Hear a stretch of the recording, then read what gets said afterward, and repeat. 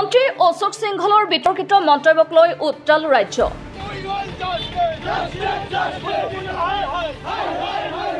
নগাঁও জিলাৰ চলচলিত অসম সংখ্যালঘু সংগ্ৰাম পৰিষদৰ প্ৰতিবাদী কাৰ্যসূচীৰ ৰূপায়ণ। মন্ত্ৰী অশোক সিংহলৰ প্ৰতিকৃতি দাহ কৰি প্ৰতিবাদ সাব্যস্ত কৰে অসম সংখ্যালঘু সংগ্ৰাম পৰিষদে। মন্ত্ৰীগৰাকীক আঠুকাঢ়ি ক্ষমা বিচৰাৰ দাবী উত্থাপন কৰে অসম সংখ্যালঘু সংগ্ৰাম পৰিষদ বিষয়ববীয়াসকলে। লগতে অশোক সিংহলক মন্ত্ৰীসভাৰ পৰা অপসাৰণ কৰাৰ আহ্বান জনায় মুখ্যমন্ত্ৰী ডক্টৰ হিমন্ত বিশ্ব শৰ্মাক। উল্লেখ্য যে ৰাভা হাছং সাহিত্য সাহিত্য পৰিষদৰ নিৰ্বাচনী প্ৰচাৰ চলাবলৈ গৈ কেতবোৰ বিতৰ্কিত মন্তব্য কৰিছিল মন্ত্ৰী অশোক সিংহলে।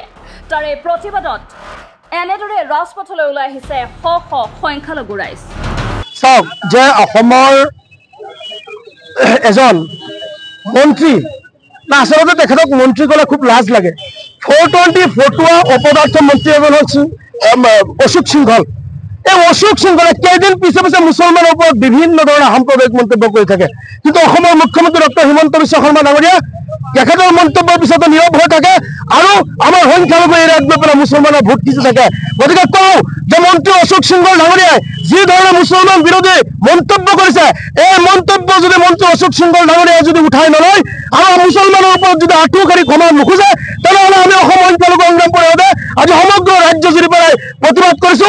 আজি আমি নগাঁৱত এটা বিশাল প্ৰতিবাদ কৰিছো আৰু এই মন্ত্ৰী অশোক সিংহলৰ বিৰুদ্ধে আমি যি কৰিব লাগে আমি তাকে কৰিম আৰু আমাৰ পৰৱৰ্তী সময়ত যি আমাৰ আন্দোলন হ'ব সমগ্ৰ অসমে নজিৰবিহীন এটা আন্দোলন দেখিব আন্দোলন হ'ব।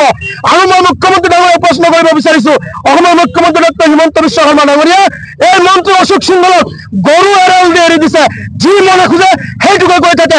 আমি অসম সংখ্যালঘু সংগ্ৰাম পৰিষদৰ তৰফৰ পৰা স্পষ্ট ভাষাত আমি সকীয়াই দিছো, মুছলমানৰ ওপৰত অন্যায় অত্যাচাৰ গালি গালাজ আমি আৰু সহ্য নকৰো। পাৰিলে আমি একটা ভয়াৱহ পৰিৱেশ সৃষ্টি কৰি আন্দোলন কৰিবলৈ আমি চেষ্টা কৰিম। যোৱাকালি গোৱালপাৰা এক ৰাজহুৱা সভাত মন্ত্ৰীয়ে অশোক সিংহল ডাঙৰীয়াই আমাৰ মুছলমান সম্প্ৰদায়ৰ বিৰুদ্ধে যি সাম্প্ৰদায়িক মন্তব্য প্ৰদান কৰিছে, এই মন্তব্যক আমি সংখ্যালঘু সংগ্ৰাম পৰিষদে তীব্ৰ ভাষাৰে আমি গৰিহণা দিছো আৰু ধিক্ষাৰ জনাইছো।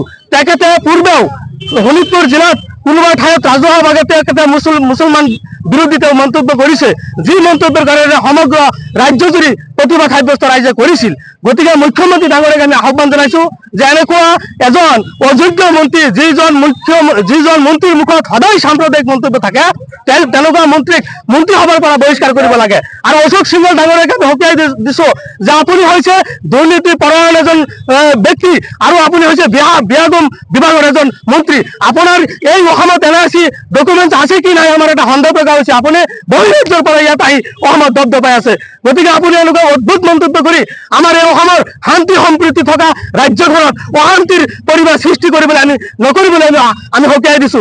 এইখন অসম, যি অসমত বিভিন্ন জাতি জনগোষ্ঠীয়ে বসবাস কৰে, যিখন ৰাজ্যত আপোনাৰ শংকৰাজনৰ ৰাজ্য, যিখন ৰাজ্যত আমি বিভিন্ন ধৰণৰ জনগোষ্ঠী আমি ইয়াত বসবাস কৰি আছো, তেনেকুৱা ৰাজ্যখনত বিশৃংখলা সৃষ্টি কৰিবৰ কাৰণে অশোক সিংহল নামৰ এজন বিদেশী ব্যক্তি ইয়াত আহি বিভিন্ন সময়ত অদ্ভুত মন্তব্য দি পেলাই আমাৰ পৰিৱেশ বিনষ্ট কৰিব বিচাৰিছে। গতিকে আমাৰ মুখ্যমন্ত্ৰী ডাঙৰীয়াক আমি পুনৰবাৰ আমি আহ্বান জনাইছো যে আপুনি যদি সঁচা অৰ্থত নিৰপেক্ষ হয়, আপুনি যদি ৰাজধৰ্ম পালন কৰিছে, এনেকুৱা অমানৱীয়হীন এজন ব্যক্তি, যিজন ব্যক্তিৰ মুখত সদায় সাম্প্ৰদায়িক, তেনেকুৱা ব্যক্তি আপুনি অনতিপলমে বহিষ্কাৰ কৰাৰ পদক্ষেপ। অন্যথা আমি সংখ্যালঘু সংগ্ৰাম পৰিষদে আজি ৰাজ্যজুৰি আমি প্ৰতিবাদ সাব্যস্ত কৰিছো।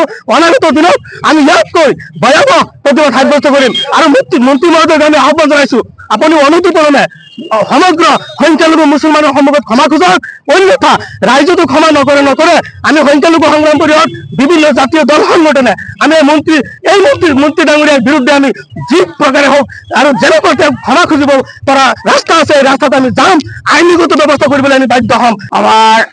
আজি আমি অসম সংখ্যালঘু সংগ্ৰাম পৰিষদ নগাঁও জিলা সমিতিৰ কাৰ্যকৰী কেন্দ্ৰীয় সমিতি নিৰ্দেশ মৰ্মে গোটেই জিলাত আজি আমাৰ মন্ত্ৰী, বিজেপি চৰকাৰৰ মন্ত্ৰী, আপোনাৰ কেবিনেট মন্ত্ৰী অশোক সিংহল ডাঙৰীয়া আজি যোৱাকালি আপোনাৰ বঙাইগাঁৱত যি আপোনাৰ এটা অদ্ভুত মন্তব্য কৰিছে, হিন্দু মুছলমানৰ এটা ৰাজনীতি কৰিছে, এই ৰাজনীতিৰ ক্ষেত্ৰত যি মন্তব্য দিছে তাৰ কাৰণে আমি অসম সংখ্যালঘু সংগ্ৰাম পৰিষদৰ পৰা তীব্ৰ নিন্দা আৰু গৰিহণা জনাইছো। আৰু এনেকুৱা মন্ত্ৰী আপোনাৰ অপৰাধ মন্ত্ৰী আমি কেতিয়াও দেখা নাই। গতিকে অসমৰ মাননীয় মুখ্যমন্ত্ৰীক এটা কথা সকীয়াই দিব বিচাৰিছো যে অশোক সিংহল নিচিনা মন্ত্ৰী অতি সোনকালে তেওঁ মন্ত্ৰিত্ব পদৰ পৰা বহিষ্কাৰ কৰিব লাগে আৰু অন্যথাই আমি অসম সংখ্যালঘু সংগ্ৰাম পৰিষদে ধাৰাবাহিকভাৱে প্ৰতিবাদ আন্দোলন কৰিবলৈ আমি সাব্যস্ত কৰিম। এটা কথা চিন্তা কৰক, সি সদায় আমাৰ হিন্দু মুছলমানৰ ৰাজনীতি কৰিবলৈ বিচাৰে। সেইদিনা আপোনাৰ তেজপুৰত এটা ৰাজহুৱা সভাত আমাৰ এই সংখ্যালঘু মুছলমানসকলক যি অদ্ভুত মন্তব্য কৰিছে, ঠিক তদ্ভুত যোৱাকালি আকৌ এনেকুৱা যে আমাৰ মুছলমানৰ যে টুপি দাড়িৰ লংগি এনেকুৱা এটা মন্তব্য কৰিছে।